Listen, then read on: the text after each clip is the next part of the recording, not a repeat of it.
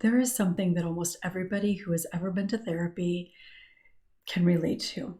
And it really can create some pretty significant challenges, causing people to be in a situation that really isn't very good for them. And at a minimum, just not very productive. And that's what I want to talk about today. How do you break up, or how do you know when to break up with your therapist? Welcome, I'm Peggy Oliveira. Thank you for joining me. I've talked about this kind of briefly in a few other videos, but today I really want to talk about the reality of what it means to have a therapist. And for whatever reason, and I'll talk a little bit about that, but for whatever reason, you find yourself feeling like you just don't want to work with that person anymore, or you're questioning yourself and kind of feeling like you don't want to work with that person, but then coming up with all kinds of reasons why you should. It's not really a big deal. You're just being ridiculous or whatever it is. But the reality is that, like I said, for anybody who has been to therapy, especially if you've gone to more than one therapist, you've likely been faced with needing to coming to a decision and then needing to act on that decision to no longer work with that therapist. And it really can be quite a struggle for a lot of people for some of the reasons that I already mentioned. And the reason I've decided to do this video is actually because I'm involved in a few different groups for therapists. And time again, I see people sharing posts or circumstances in which they are receiving therapy. Good for them. And they're having some difficulty in some capacity with their therapeutic process or their therapist. And they're asking for feedback. They're doubting themselves. They're wondering if this is an indicator of whether or not they should start seeing somebody different. And every time I see those posts, well, there's some different thoughts that tend to come to mind. But one of the things that often comes to mind is just how significant of an issue this is. This is the reality of what it means to be in a therapeutic relationship and the importance of finding the right person for you. And I know how challenging that can be. And people have shared with me over the years in a lot of different capacities the challenge in doing that. And so if a therapist is struggling with it, whether or not it's the right decision, the questioning of themselves, how to do it, really, the difficulty that it must create, and it does create, and I've been there, but the difficulty that it creates for just a regular average person that isn't a therapist who kind of knows, right, some of this stuff. So there could be any number of reasons that your relationship with your therapist or your therapeutic process isn't working for you. And it could be the therapist. There are also a lot of reasons why it may not be the therapist specifically, but there's something about it that just isn't working for you. And I really want you to understand that whatever the reason, whether something just feels off about the therapist or you don't feel like you're getting what you need from the therapeutic process, whatever the reason is, it's okay. Whatever the reason is, it's valid. And it's important for you to honor that. There are some good therapists out there, some great therapists out there, but they're not going to be a great therapist. They might even be a bad therapist for some people. And that doesn't mean that those people that therapist would not be a good therapist for, that there's something wrong with them or that they need more or something like that. It doesn't have to mean that at all. It just means that for you, for that person, it's just not working. And that is okay. It's more than okay. It's just reality, right? Like, there are so many people in the world, but most of those people are not going to be people that you would want to be like married to, right? And it's important when you are in therapy, especially when you're trying to heal from childhood trauma, the relationship you have with your therapist is, generally speaking, the most important factor in how well they're going to be able to help you. And it's also one of the most absolutely important relationships, assuming that you can build a good therapeutic relationship. It will be the most important therapeutic, or one of the most important relationships that you have in your life. And that might seem dramatic, but when you think about the vulnerability and the healing process and the time that it takes, the amount of time that you spend with that person, the things you share with that person, it really is a profound relationship. And so it's really important that you feel like it is a relationship. It's important that you feel safe. And I want to be clear, you may not feel safe right away. You may not feel safe for quite some time. You may be in that relationship for a couple of years and find yourself still on occasion struggling with feeling safe. Doesn't mean that you're 100% always feeling safe, because if you're still in therapy, you're likely still experiencing some vulnerable things. There are likely times that you go in there and maybe worry about what a therapist is going to think, or maybe feel like the therapist didn't quite hear what you were saying on that particular day. That's going to happen. So I don't mean that you should feel safe quickly or absolutely 100% of the time, but safe enough, even in the beginning. You should feel heard. You should feel supported. You should feel, and I'm saying should, and I don't like that word, but ideally, really, you will feel an aspect of that. You might have some doubts, but on an energetic level, you hopefully will be feeling some of that. Hopefully you feel like this person knows what they're doing, understands your concerns. So you might also have some doubt, and you might think, do they really believe me? Or did they take it seriously, or something like that? So it's important to recognize what is present for you, but also recognizing that, particularly for people that have experienced childhood trauma, you're likely going to have some unease, some discomfort, some uncertainty, and maybe even some doubt around this person.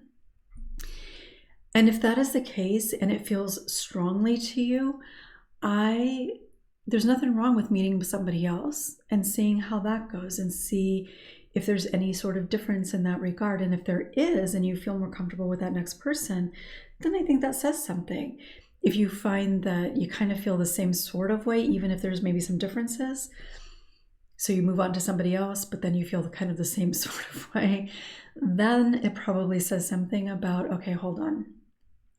Maybe this isn't so much about the person or the ability for us to have a good relationship. Maybe this is my own doubt that is coming in here. But ultimately, what matters in this regard is that if it feels like it's not working for you, that's all you need to say, I'm going to move on. Now, I do want to be clear. Hopefully, you're not just saying, okay, this isn't going to work, and be done with it. You might say, okay, I don't think this is really the right person for me. Let me try the next person on my list, or let me go back and get some more recommendations, or do some more searching for somebody. I don't want you to give up. That is absolutely not what I want you to do. But it is important to honor yourself. And part of healing is learning to trust yourself. And this process is part of that practice. So it's really important that you do that. So some of the things that people will share in terms of why they're questioning if this is a good fit or not. And I also want to be clear, I'm not the right therapist for everybody, and I'm not technically doing therapy anymore, but I'm not the right person, whether it was in person when I was a therapist or in the work that I do now. I'm not going to be the right person for everybody. I hope that I'm good at what I do. I believe that I'm pretty good at what I do, but I'm definitely not going to be the right person for everybody. And there could be a number of reasons for that that are completely valid. And who might be the right person for me. Like if I were to go see a therapist, who the right person for me is may not be the right person for you for a number of reasons. Doesn't make one of us better or worse. Doesn't make the therapist better or worse. Doesn't make either one of us right or wrong. It's just that reality. So some of the things that tend to come up are more like feelings. And sometimes there's specific things that are happening. And I can't get into all of those possibilities here for this video, but when it comes to feelings, like I'm not quite feeling that this person gets it, or I don't really feel like this person is all that interested in what they're doing or in me. They are, I don't know, that just you're not feeling it, okay? So maybe some of the things that they say seem a little off to you or are not particularly feeling supportive or something like that. Again, your feelings are valid, and if it doesn't feel that way to you, it's okay to move on. Now, having said that, particularly if you've kind of started building a relationship with that person, or certainly if you have a relationship with that person already, a therapeutic relationship, I would hope that as long as it's not an ongoing situation or a lot of things one after the other, this is a really actually quite potentially healing opportunity. Because if you can have a conversation with that therapist and share with them how you're feeling, that can actually be a really healing experience overall for your healing, for your whole entire journey. That actually can go a really long way. Now, that's assuming they respond in an appropriate and healthy, helpful way. Unfortunately, there are some people that may not respond in a healthy, appropriate way. And if that is the case, then that's an indicator that you probably would be better off moving on. In fact, I would encourage you to probably move on. So there's the feeling aspect, like it just isn't quite feeling it, right? Like you're having difficulty kind of just feeling engaged or thinking that person is engaged, but it's more about just I'm not feeling it. And that's totally and completely valid because you need to be able to feel it, right? Because the therapeutic relationship is important. Now, that doesn't necessarily mean that you need to feel like this person is your savior, because that's definitely not the case. And I wouldn't want you to feel that. It's not to say that you feel like this person is going to be your best friend, because they can't. And so it's not about being your best friend. It's not about somebody who you feel is like a good, specifically like a good motherly figure or fatherly figure or something like that. Like it's not that it has to be that. And there are times when that can be okay. But in order for it to be a good, healthy, therapeutic relationship, it doesn't have to be something like that. And in terms of feeling like this person could be your friend, I think that can be completely a completely appropriate sort of feeling. Now, obviously, the person can't be your friend, but if you have that sort of feeling, I don't think that there's necessarily ever going to be a downside to that.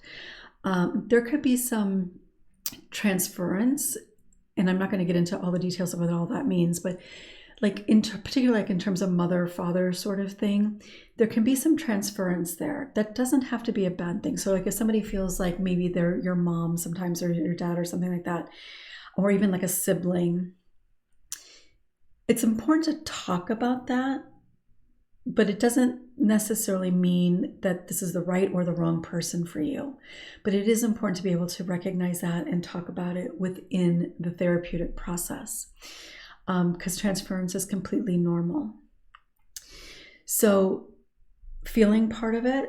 And then there's some other things that I read in these groups sometimes. And honestly, I am kind of shocked and certainly appalled at times by the things that, and again, these are therapists sharing that this is happening with their therapist. And to be clear, I've also heard these things from other people that I've spoken with too, who are not therapists. But just recognizing again that therapists are actually struggling with so many of the same things, having so many of the same types of experiences that people who aren't therapists are having. And it goes anywhere from like a therapist showing up late all the time, to falling asleep in a session, checking their phone constantly, actually taking a phone call. I think I've seen that in the group a couple of times. And again, these are things I've also heard from people that are not therapists. There are some things that, now this is my opinion, and I'm very opinionated when it comes to stuff like this. And I'm not saying that everybody should have these types of thoughts about it or feel the way that I feel about it. But from my perspective, in my opinion, those things that I just mentioned are absolutely not okay. Absolutely not okay. And if your therapist is doing any of those things, you deserve better. You deserve so much better. Because if that is a pattern, there's no excuse, there's no reason for that to happen. And I could do a whole hour-long talk about this. So there are certain things that somebody might do that are really just, again, from my perspective, not appropriate. And you deserve better, and therefore I would encourage you to get out of that situation.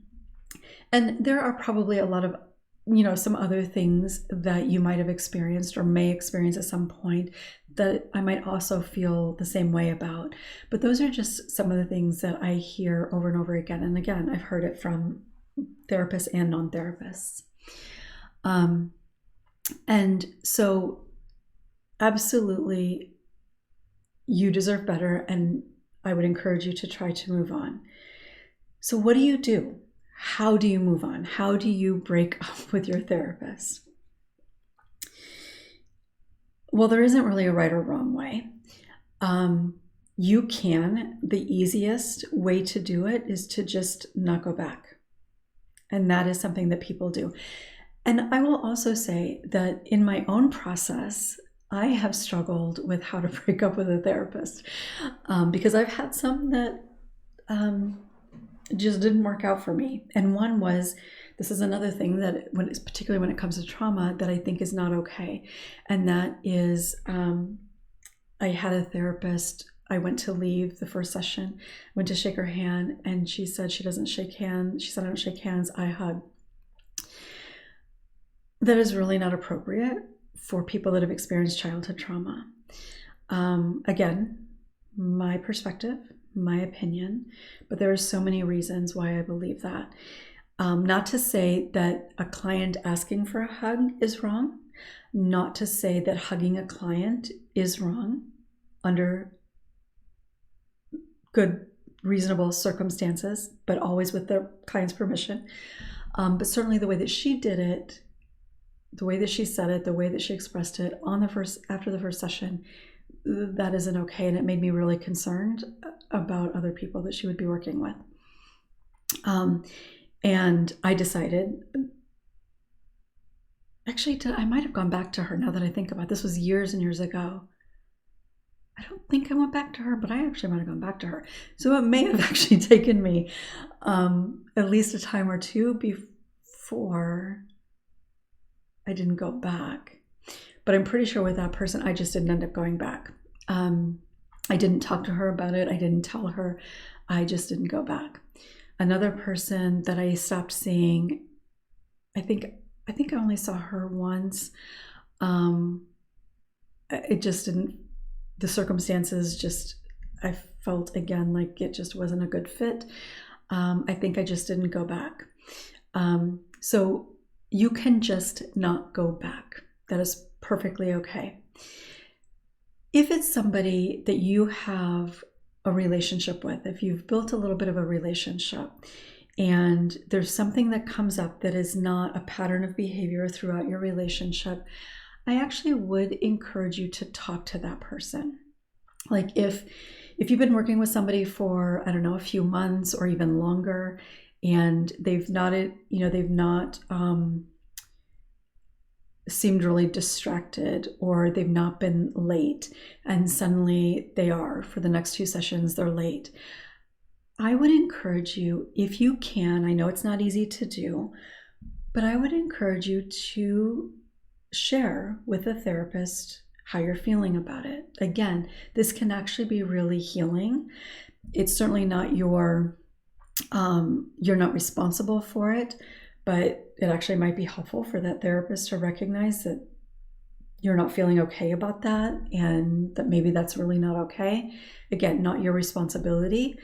Perfectly reasonable to just not go back. But you can, and it's perfectly reasonable and maybe even healthy to choose to have a conversation.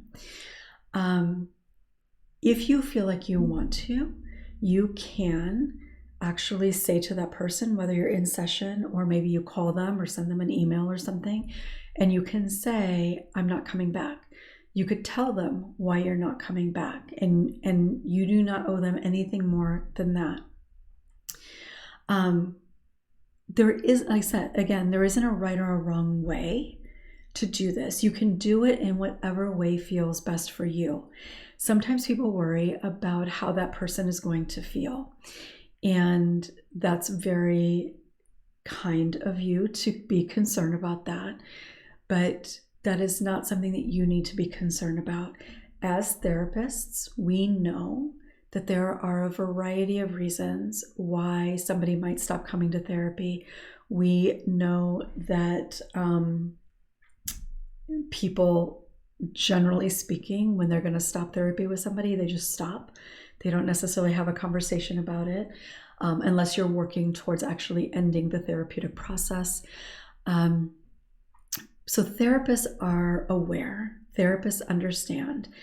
And when you've been doing this work for any period of time, you're going to have that experience. I certainly have. I've had therapists or clients that have fired me, so to speak, because they've come once and not come back. And I don't know the reason, right? There could be any number of reasons why somebody hasn't come back to see me. I will say that since doing my work online, that doesn't really happen anymore, because I think people know how I think about my work. They know me a little bit better because of YouTube. So it doesn't really happen now. But in the beginning, or like when I was seeing people in person, it did sometimes happen. And sometimes it might happen just because it wasn't a good fit. My way of doing it just didn't fit for them. It could have also been that I'm pretty open in the first session about the process, and that it's not going to be easy, and there's going to be times that they likely question their decision about healing, because I want people to understand that. And I also encourage people to go home and journal about all the different things that are going to come up in the next week. And sometimes that can scare people off. But as therapists, we know that. And if we take it personally, we should also know that is something that we need to seek support around. That it's not about the client, that we need to recognize, okay, what is going on here? And if somebody is a relatively new therapist, and maybe even a seasoned therapist, maybe they have consultation, but certainly for newer therapists, they're in supervision. And so they will have a place to process. They'll be able to have a place to hopefully kind of replay some things that happen in the session and understand, is there something that maybe I could have done differently? Is there something about my approach that maybe I can work on a little bit? And that is helpful information for therapists to have. And I really do want to be clear that I'm not talking about all these other therapists and I'm perfect, because I am absolutely not. And there could be, again, any number of reasons that people decided not to come back and see me. And so we understand that. And if we think that maybe there is something that we have done that we could do better, that we can improve upon, hopefully we will take that and work on it and improve upon it. But no matter how great a therapist is, they're not going to be a great therapist for everybody. So when you're thinking about firing your therapist, try to remember that. Try to remember that it's okay that it's not working for you. And if the therapist is doing some of those things specifically that I mentioned, and potentially many other things or other types of things, you owe it to yourself to have the support that you deserve. Because somebody who is engaging in those types of things, or canceling appointments a lot, or double booking appointments, like I don't even understand how that happens in therapy. Not like on a rare occasion where you didn't think somebody was coming one week or something like that, maybe. But I hear about that happening way more often than I ever would have thought was possible. There are certainly some things that I think kind of should be deal breakers. Again, if it happens one time only and you've built a relationship, then maybe you can kind of work through that. But I know from personal experience, and it was the last kind of period of time that I was in therapy, that I had seen somebody for, I don't know how many sessions I saw her for, but it was way too many, because she was late every single session. And promptness is important to me. It's important to me, particularly on a professional level. And she was late every single session. And I had been a therapist for a long time at this point, and I was already in private practice. Yet I kept kind of making excuses. I kept thinking, well, maybe it's going to get better. And every week I was sitting out there waiting for her to finish up with the other person before she came to get me. And sometimes it was 10 minutes. It was actually longer than 10 minutes, probably a handful of times. I don't remember how long I saw her, but it was too long.